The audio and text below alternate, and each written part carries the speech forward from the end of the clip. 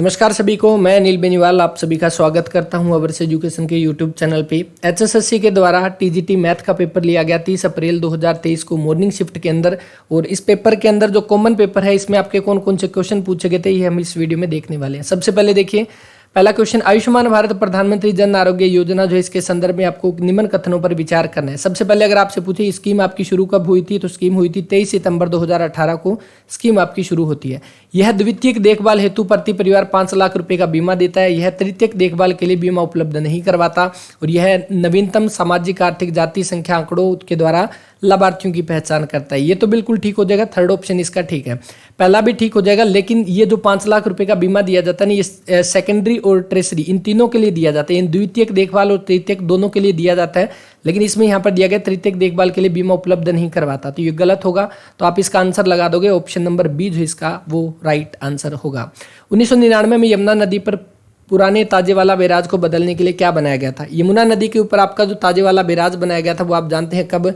1873 के अंदर 1873 में एक बैराज बनाया जाता है ताजेवाला बैराज, और इसी से 1879 के अंदर वेस्ट यमुना कैनल निकाली जाती है, जो आज हम पढ़ते हैं पश्चिम यमुना नहर, जो वो इसके 6 साल के बाद यहाँ से निकाली जाती है इसी ताजेवाला बैराज से। लेकिन आप देख सकते हो टाइम कितना पुराना हो चुका है, इसीलिए इसी को रिप्लेस करने के लिए 1999 में, हालांकि इसका बनना स्टार्ट होता है 1996 में, 1999 तक बन के तैयार होता है, जिसका नाम हो जाएगा Hathnikund barrage. Option number first इसका राइट आंसर। हरियाणा में पीजीआई रोहतक का शायद पेपर था, उसमें क्वेश्चन आया था सेम यही कि जो ताजेवाला बैराज है इसमें से पानी कब शुरू हुआ था, तो वो हुआ था मार्च 2002 के बाद पानी शुरू हुआ था इस ताजेवाला इस आपके हथनीकुंड बैराज से। नेक्स्ट देखिए, राइट हैंड और left hand curve are used where the direction of alignment का क्या होनी चाहिए? डायरेक्शन ऑफ अलाइनमेंट यहाँ पर देखिए, जहाँ संरक्षण की दिशा और वहाँ दायां बायां हाथ वक्र चिन्ह प्रयोग होता है, कहाँ पे होता है? आ जाओ इसके अंदर, ये रहा देख सकते हो। अब यहाँ पे आप देख सकते हो, देखो ये पीडीएफ मैंने आपको बताया, मैंने ऑलरेडी इसको टेलीग्राम पे शेयर कर दिया, वहाँ पर जाकर आप इसको पढ़ सकते हैं। अवर्स एजुकेशन के नाम से टेलीग्राम चैनल है, बाकी जो जुड़े हुए हैं वो बच्चे तो जानते हैं, ठीक है। अच्छा, इसी में से लगभग सारे क्वेश्चन बने थे। Right hand left hand curve sign are used, this sign is used where the direction of alignment change, जहां से डायरेक्शन ऑफ अलाइनमेंट क्या होती है? डायरेक्शन ऑफ अलाइनमेंट क्या होती है? चेंज होती है। थर्ड ऑप्शन इसका जो है वो राइट आंसर। इसके बाद अगला देखो, निम्न में से किस हरियाणा के मुख्यमंत्री ने पूर्ण शराबबंदी घोषित की थी? आप जानते हैं हरियाणा के जो मुख्यमंत्री बने थे Chaudhary Bansi Lal. Option number C जो है वो राइट आंसर। हरियाणा के 4 बार मुख्यमंत्री बने थे, चौथी बार जब ये मुख्यमंत्री बने थे तब इनकी खुद की पार्टी थी, उस पार्टी का नाम था हरियाणा विकास पार्टी। अच्छा, हरियाणा विकास पार्टी की अगर आपसे पूछे स्थापना कब हुई, तो 1991 में इस पार्टी की स्थापना होती है। चुनाव चिन्ह जो है इस पार्टी का क्या था? लड़का लड़की जो है इसका चुनाव चिन्ह था। इस पार्टी से जब चौथी बार बंसीलाल जो है मुख्यमंत्री बनते हैं हरियाणा के, तो इसके बाद 1 जुलाई 1996 को शराबबंदी कानून को लागू करते हैं। हालांकि ये इनका जो डिसीजन था वो बाद में गलत भी पाया गया इसको, और 1 अप्रैल 1998 को इस शराबबंदी कानून को बंद कर दिया जाता है। ये क्या होगा इसका? ऑप्शन नंबर सी जो वो इसका राइट आंसर रहेगा। नेक्स्ट यहाँ पे दिया गया, national early childhood care education policy को किस वर्ष तैयार किया गया? 2013 में किया गया।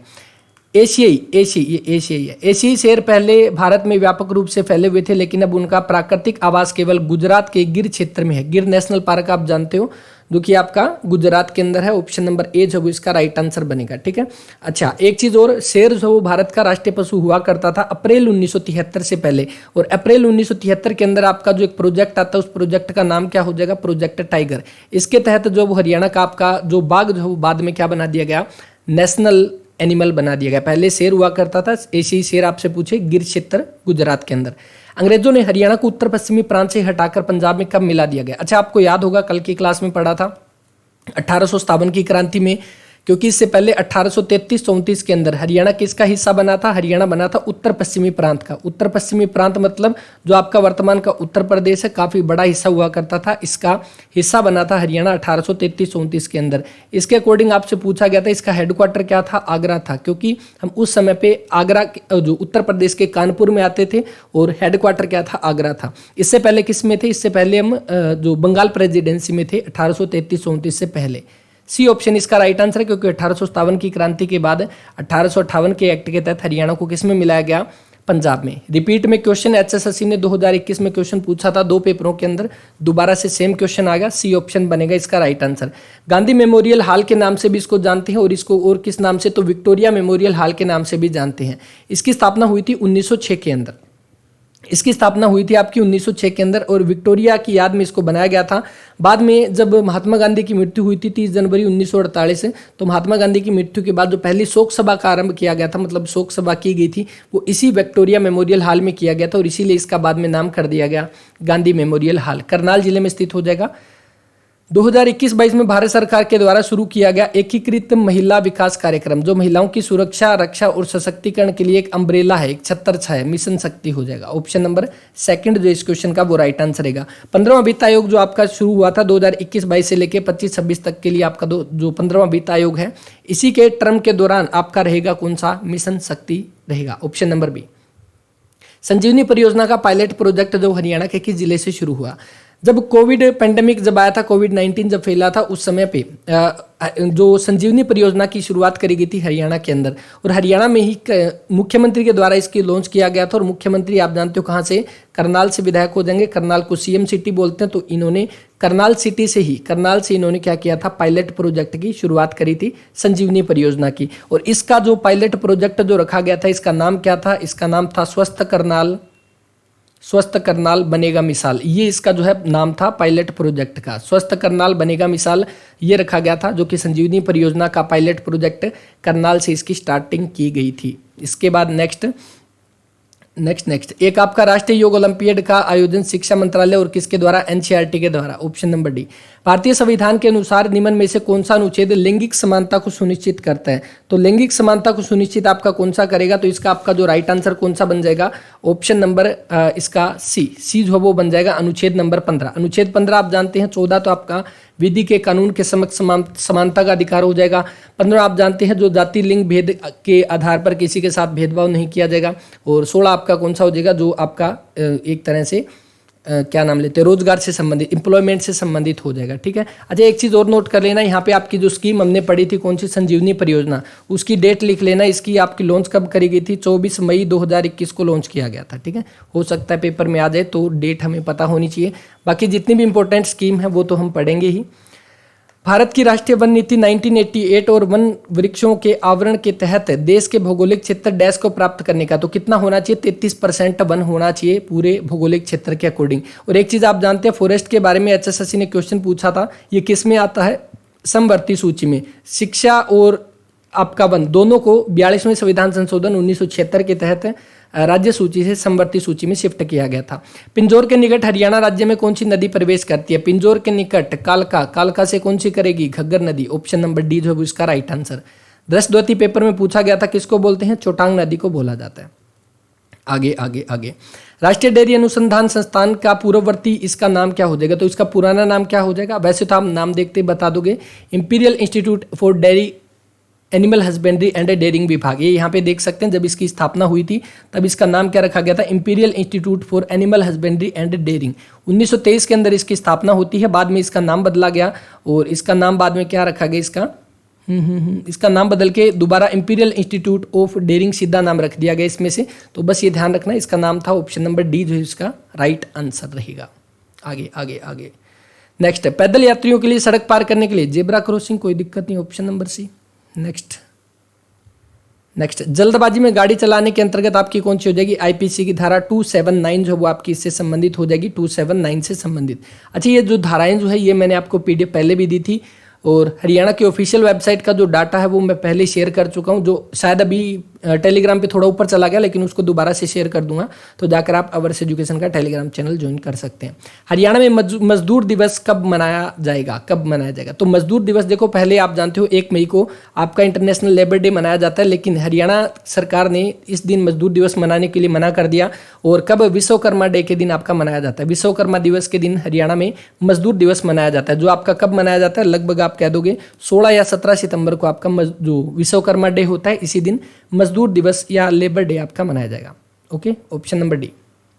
नेक्स्ट, अंबाला जिले के रंग महल किसके शासनकाल में बनवाया गया था? रंग महल आप जानते हो जो कि आपका यमुनानगर के अंदर है, जिसको बुढ़िया का महल बोलते हैं या रंग महल के नाम से जानते हैं, बीरबल के रंग महल के नाम से। तो ये आपका शाहजहां के टाइम में बनाया गया था। सी ऑप्शन इसका राइट आंसर रहेगा, है ना। अंबाला दिया गया, हालांकि ये कहाँ का हो जाएगा?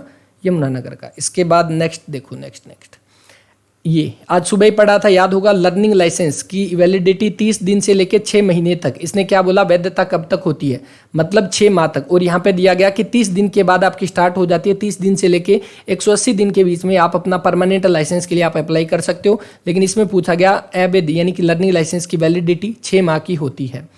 इसके बाद आगे जो नेक्स्ट दिया गया है, सुकन्या समृद्धि योजना में एक खाता खोलने के लिए लड़की की अधिकतम आयु 10 वर्ष होनी चाहिए। रिपीट में क्वेश्चन रहेगा, ये पहले भी पूछा गया है। आगे देखो नेक्स्ट, बाकी देखो दोबारा से करेंगे, बिल्कुल डिटेल में पेपर करेंगे क्योंकि अभी देखो इससे पीछे वाला जो हिंदी का पेपर हमने डिस्कस किया था उसका हिंदी का पार्ट पेंडिंग पड़ा है। एक एक करके डेली एक पेपर का सॉल्यूशन करेंगे और विद एक्स्ट्रा फैक्ट के साथ लाइव क्लास में डिस्कस करेंगे ताकि जो भी डाउट होगा वो आप बता सकते हो। पिंजौर उद्यान जो आपका, जिसको किस नाम से जानते हैं, मुगल गार्डन के नाम से जानते हो। पिंजौर गार्डन मुगल गार्डन के नाम से। Option number B. औरंगजेब का जो एक भाई था, इसी का ही पोष्य भाई का मतलब इसका फोस्टर ब्रदर था, फोरेस्टर नहीं फोस्टर ब्रदर था फिदई खान। किसका, औरंगजेब का। ऑप्शन नंबर बी जो वो इसका राइट आंसर। इसी मुगल गार्डन का बाद में नाम बदल कर क्या कर दिया गया, इसी का नाम है यादवेंद्र गार्डन, क्योंकि पटियाला रियासत के राजा थे महाराजा यादवेंद्र। उन्होंने इस पार्क का, इस उद्यान का क्या किया था, रिनोवेशन करवाया था और उन्होंने इसका नाम अपने नाम पे रख दिया। इसको यादवेंद्र गार्डन के भी नाम से जानते हैं। यहाँ पर आपका हर साल क्या लगता है, आम का मेला लगता है। रामसर साइट आप जानते हो वर्तमान में टोटल 75 हो चुकी है। 2 फरवरी को वेटलैंड डे जो है वो आपका मनाया जाता है। आगे, सूचनासीन information sign are given. Information sign वो आपके किस में दिए जाते हैं, आ जाओ भाई, सेम पीडीएफ है यहीं पर, आ जाओ इसी में चलते हैं। इन्फॉर्मेशन साइन, तो इन्फॉर्मेशन साइन आपके किस में दिए जाते हैं, आप जानते हो ब्लू रेक्टेंगल इन्फॉर्म के लिए दिया जाता है। तो आप क्या कर दोगे इसका आंसर, ऑप्शन नंबर डी बना दोगे, ब्लू रेक्टेंगल। हरियाणा की इस कवि को 2005 में पद्म भूषण पुरस्कार और 2001 में पंजाब रत्न पुरस्कार से सम्मानित किया गया। सरदार अंजुम को सम्मानित किया गया 2005 में पद्म भूषण पुरस्कार और 2001 में पंजाब रत्न पुरस्कार इनको दिया गया था। और इनकी काफ़ी सारी रचनाएं हैं, जिनकी एक प्रमुख इनकी रचनाएं हो जाएगी कौन सी, गूंगी तारीख। अच्छा, गूंगी तारीख नाम से एक सीरियल आया था जो पंजाब के अंदर आतंकवाद फैला हुआ था, उससे संबंधित था। ये इनकी काफ़ी फेमस रचना थी, Sardar Anjum. Option number B right answer रहेगा। कर्णव मल्लेश्वरी ने सिडनी ओलंपिक 2000 में इन्होंने भारोत्तोलन के अंदर कांस्य पदक जीता था 69 किलोग्राम भार वर्ग कैटेगरी के अंदर। Option number B. हाल ही में हरियाणा के मुख्यमंत्री मनोहर लाल खट्टर ने किस योजना के तहत अंत्योदय परिवारों को मृत्यु व विकलांगता के मामले में वित्तीय सहायता उपलब्ध करवाने की शुरुआत करी है, उद्देश्य के साथ इसको शुरू किया है। दयालु योजना हो जाएगी। ऑप्शन नंबर, दीन दयाल योजना के नाम से संबंधित है कुछ, दयालु योजना। ऑप्शन नंबर ए जो है इसका राइट आंसर है। इसके बाद ये तो नहीं होगा, इसके बाद आगे ये आपका चीता भारत में कहाँ पे, कूनो मध्य प्रदेश के अंदर नेशनल पार्क है वहाँ पे। हरियाणा में राजीव गांधी परिवार बीमा योजना की शुरुआत कब करेगी, तो ये आपकी 1/4/2006 को हरियाणा में राजीव गांधी परिवार बीमा योजना की शुरुआत करी गई। ऑप्शन नंबर डी जो है वो इसका राइट आंसर। हर्षवर्धन के द्वारा एक नाटक लिखा गया नागानंद, रत्नावली और प्रियदर्शिका, ये 3 रचनाएं थी, कौन कौन सी, नागानंद, ठीक है, प्रियदर्शिका और कौन सी थी, एक रत्नावली। ये 3 प्रमुख रचनाएं हैं वो किसकी है, राजा हर्षवर्धन की रचनाएं हो जाएगी, जिनका जन्म 590 में हुआ, 606 ईस्वी में राजा बना, 647 में मृत्यु हुई।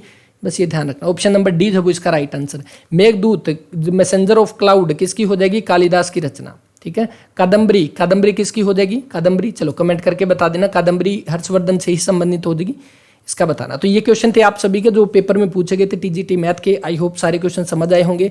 कुछ एक क्वेश्चन अपने रहते हैं उनको भी देखेंगे, और जितने भी जैसे आपके क्वेश्चन इसमें बनते हैं ईवीएस के साथ साथ आपके कौन से बनेंगे, जैसे ट्रैफिक रूल साइन वाले जो क्वेश्चन हैं, ये सारे के सारे क्वेश्चन अलग से डिस्कस करेंगे ताकि हमें पता लगे मेंस पेपर के अंदर जो क्वेश्चन है वो कहाँ से बन रहे हैं, इस पेपर में कहाँ से बने हैं, और मेंस का पैटर्न भी आपका लगभग सेम ही है। जैसे ईवीएस का कह सकते हो कुछ सेम है, बाकी अलग है, और ट्रैफिक रूल आपका लगभग सेम है। तो वो आपका इस पीडीएफ से पूछा जा रहा है, और ये पीडीएफ आपको कहाँ पे मिलेगी, अवर्स एजुकेशन के टेलीग्राम चैनल पे। एनसीईआरटी बेस्ड पीडीएफ है, तो आराम से इसमें बेझिझक ट्रस्ट करके पढ़ सकते हो। मात्र 44 पेज की पीडीएफ है, जाकर डाउनलोड करें, पढ़ें। कोई डाउट हो कमेंट करें। मिलते हैं नेक्स्ट वीडियो में, तब तक के लिए पढ़ते रहिए, अपना ख्याल रखें, धन्यवाद।